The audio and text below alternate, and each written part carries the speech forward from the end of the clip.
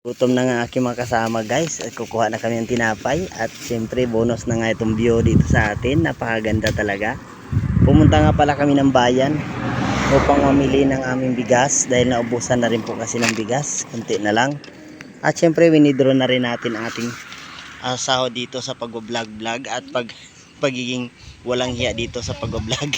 At para dun sa mga nagtatanong kung saan nga galing ang sahod natin, di naman to kalakihan, di naman kaliitan, tamang tama lang guys sa pangdugtong sa ating pangailangan. Galing nga pala ito sa pag-affiliate natin sa TikTok apps na siyempre nagbibenta-benta tayo doon at yan, nakabili na rin tayo ng pangulam at bigas.